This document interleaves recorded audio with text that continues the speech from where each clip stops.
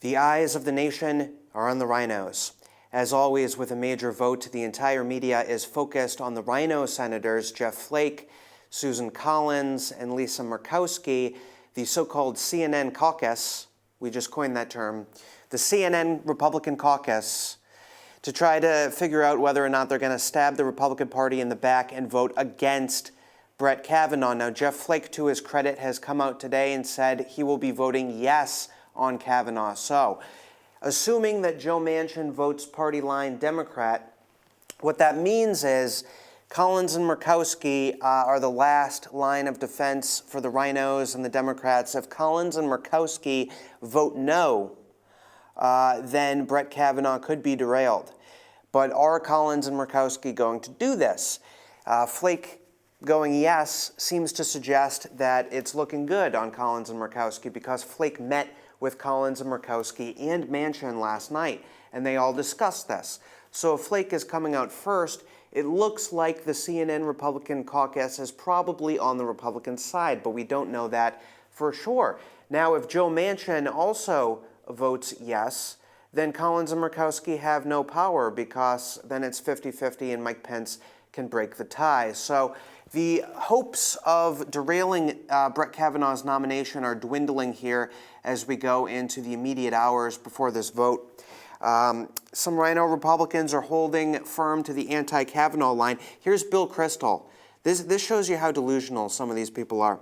If I had to vote today, well, first of all, you don't have to vote, Bill, because you're not a senator.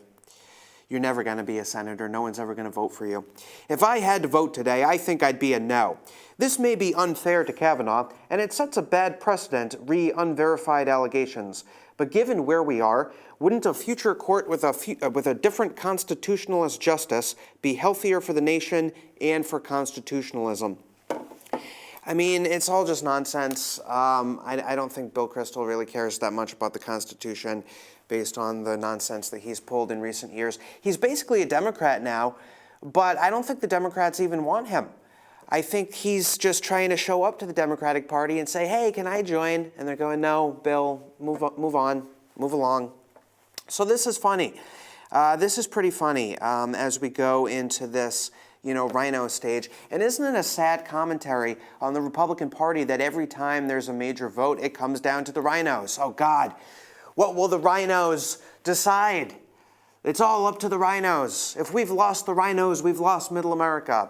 Well, they haven't. These Collins and Murkowski senators, they get about 10 retweets on all their lame little photo ops that they tweet out, okay?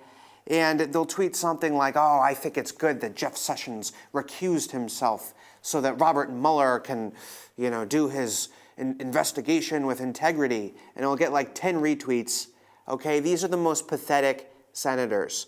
And the good thing is that the Republican base is so sick and tired of this.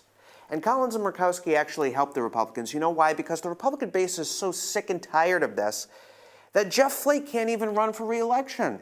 Jeff Flake started running for re-election in Arizona this year, and then he said, I'm out. I can't do it. If I'm anti-Trump, if I'm never Trump, there's just no way Republicans are going to vote for me. And so now he's out. He's a lame duck. And even this lame duck is voting for Brett Kavanaugh.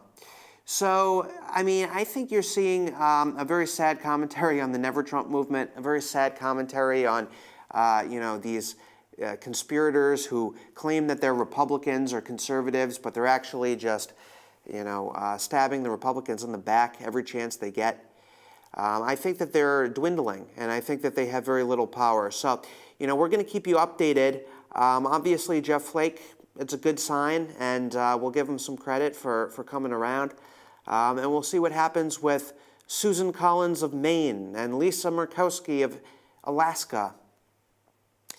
With Mazie Hirono, perhaps we should not have even made Hawaii and Alaska states to begin with. But that's a conversation for another time. We can worry about that one after Kavanaugh. We're going to keep you informed and posted on everything that's happening up on Capitol Hill. Please stay tuned to bigleaguepolitics.com.